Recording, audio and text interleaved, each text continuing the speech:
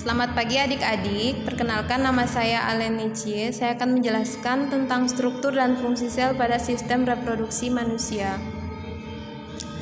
Nah, sistem reproduksi pada manusia dibedakan menjadi organ reproduksi pria dan organ reproduksi wanita.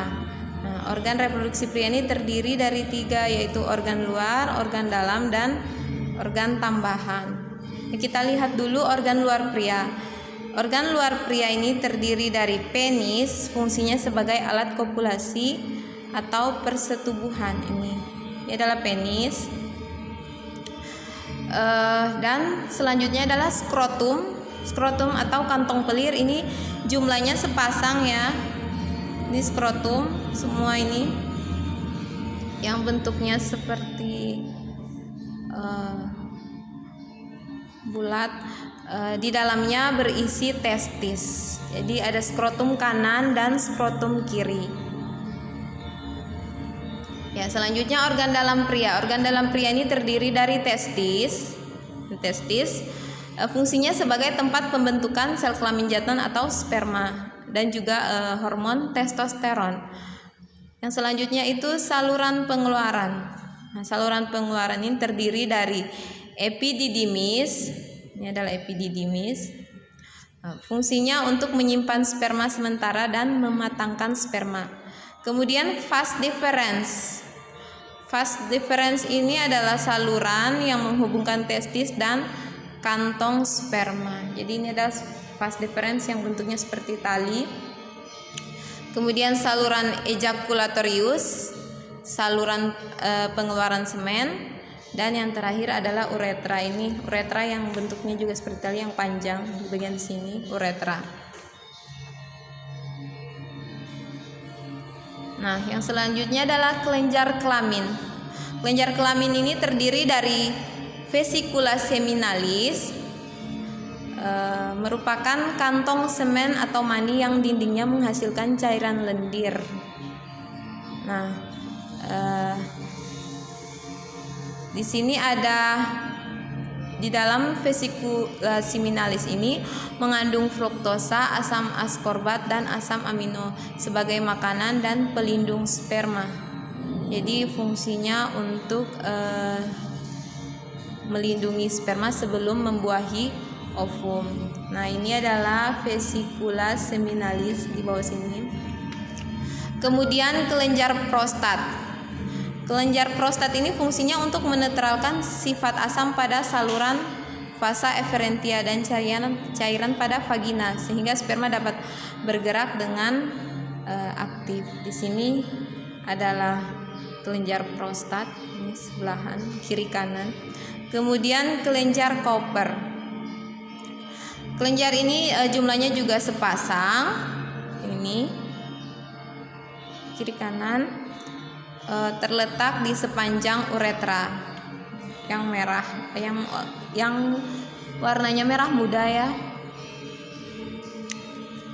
Nah, fungsinya ini untuk mensekresikan cairan sebelum penis mengeluarkan sperma dan semen. Jadi dia ini merupakan cairan yang disekresikan sebelum penis mengeluarkan sperma dan semen atau sebagai pelicin. Organ reproduksi wanita terdiri dari organ luar dan juga organ dalam. Nah, organ luar wanita ini terdiri dari vulva. Di dalam vulva ini juga terdiri dari labia mayor yang tebal dan labia minor yang kecil dan tipis di dalam sini. Nah, kemudian mons veneris. Mons veneris ini merupakan pertemuan antara kedua bibir vagina dengan bagian atas yang membukit. Selanjutnya adalah klitoris. Di sini klitoris. Klitoris ini disebut juga dengan kelentit. Nah, kemudian orificium urethrae atau muara saluran kencing, tepatnya di bawah klitoris. Di sini uretra ya, atau namanya uretra. Kemudian himen atau selaput darah. Ini biasanya berada di bawah saluran kencing yang mengelilingi lubang vagina.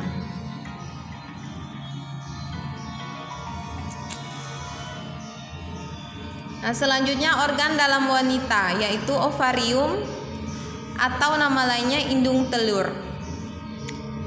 Ovarium ini diselubungi oleh kapsul pelindung dan mengandung beberapa folikel. Setiap folikel mengandung satu sel telur. Jadi ini adalah ovarium, ada kiri dan bagian kanannya. Nah, selanjutnya adalah oviduk atau tuba falopi. Ovidik ini jumlahnya sepasang dan fungsinya untuk menggerakkan ovum ke arah rahim dengan gerakan peristaltik. Nah, ini adalah oviduk. Ini dan di sebelahnya juga ini. Jadi sepasang. Kemudian ada uterus atau rahim. Rahim di dalam sini ya.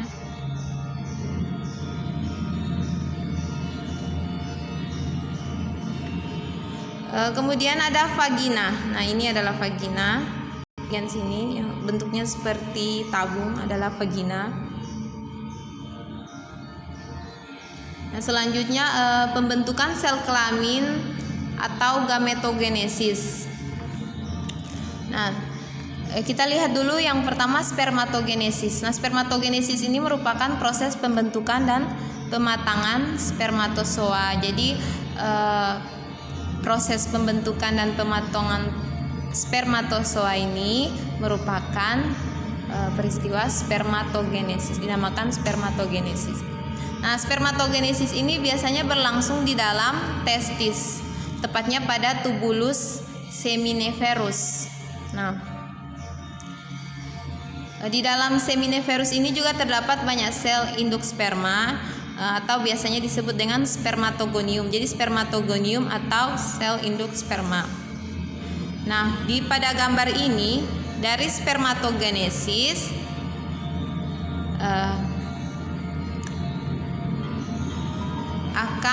akan membelah secara mitosis menjadi spermatosit primer atau biasanya disebut dengan spermatosit 1. Nah, di sini. Kemudian spermatosit 1 ini akan membelah secara meiosis menjadi 2 spermatosit sekunder atau spermatosit 2 biasanya yang sifatnya masih N. Jadi spermatosit primer membelah menjadi 2 spermatosit sekunder. Kemudian setiap spermatosit sekunder ini akan membelah menghasilkan spermatid. Ini spermatid. Sifatnya masih haploid. Kemudian dari spermatid ini akan mengalami pematangan menjadi yang namanya sperma nih. Di bawah sini adalah sperma. Selanjutnya adalah oogenesis. Oogenesis ini proses pembentukan ovum yang terjadi di ovarium. Nah, nama lain juga dari sel induk telur atau oogonium. Jadi ovarium ini mengandung oogonium dan sifatnya masih diploid. Nah, kita lihat pada gambar oogonium ini membelah secara mitosis menjadi oosit primer atau nama lainnya oosit 1. Nah, setelah oosit primer ini membelah secara meiosis akan menghasilkan oosit sekunder dan 1 badan kutub primer atau badan kutub polar ini. Kemudian oosit sekunder ini akan membelah lagi secara meiosis menghasilkan sebuah ootit. Dari ootit itu akan berkembang menjadi ovum atau sel telur. Nah, selanjutnya badan kutub polar atau badan kutub primer ini akan membelah lagi menjadi badan kutub sekunder yang akan mengalami degenerasi. Jadi menjadi 2, badan kutub akan membelah menjadi badan kutub sekunder 2. Kemudian yang tadi oosit sekunder membelah menjadi 1 ootit yang berkembang menghasilkan sel telur dan membelah menjadi satu badan kutub sekunder yang berdegenerasi.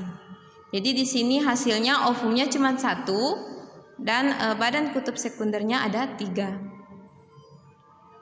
Nah, selanjutnya kita lihat siklus menstruasi pada wanita.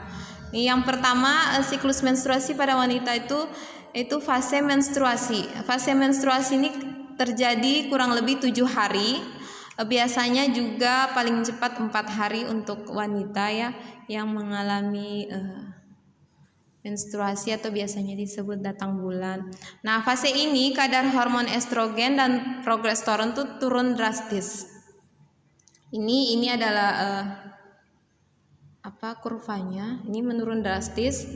Kemudian akibat dari penurunan hormon progesteron ini menyebabkan peluruhan endometrium. Endometrium ini nama lainnya dinding rahim, serta ovum tidak dibuahi.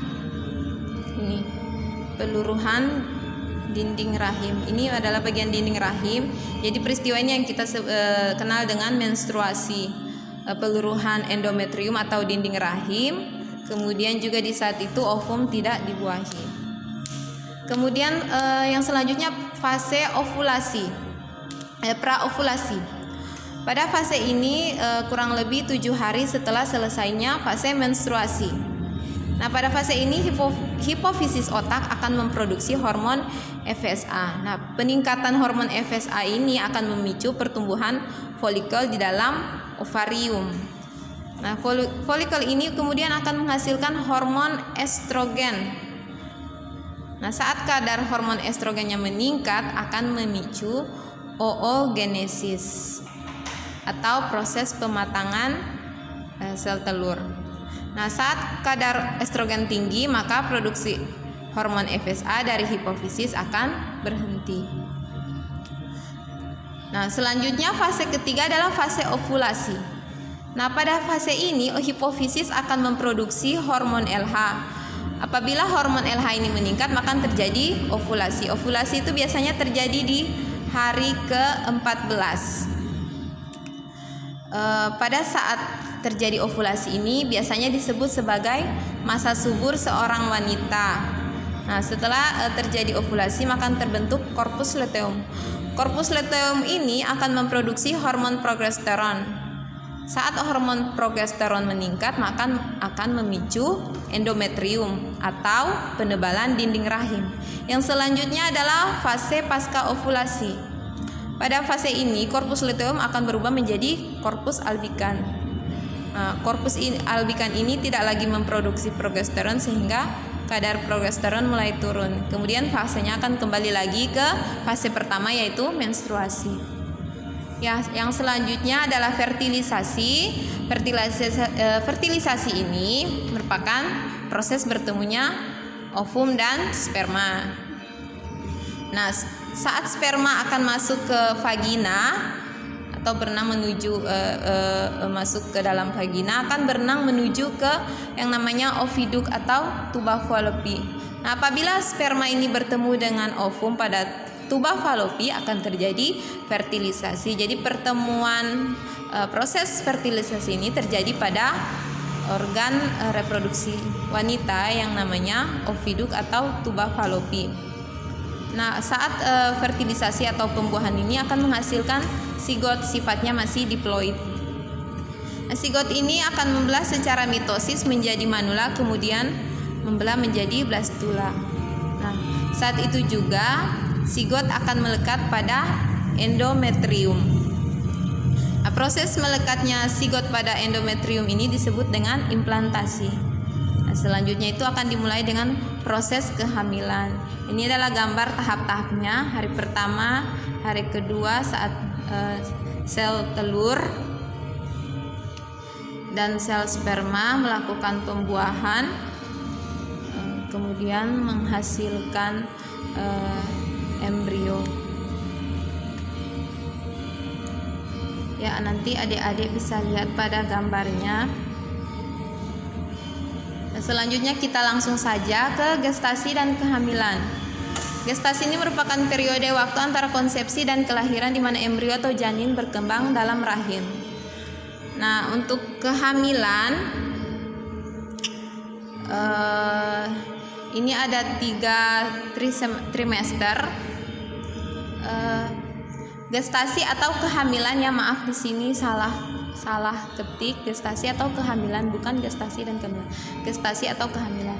Nah, ada 3 trimester. Yang pertama, trimester pertama itu berlangsung dari minggu pertama sampai ke-13 untuk masa kehamilan. Nah, pada trimester pertama ini peningkatan hormon estrogen dan hormon progesteron. Kemudian rahim mulai mendukung pertumbuhan janin dan plasenta atau biasanya kalau kita orang awam kenal dengan ari-ari. Nah, untuk trimester kedua itu berlangsung minggu ke-13 sampai minggu ke-27. Nah, saat trimester kedua ini jari tangan dan jari kaki janin sudah terbentuk.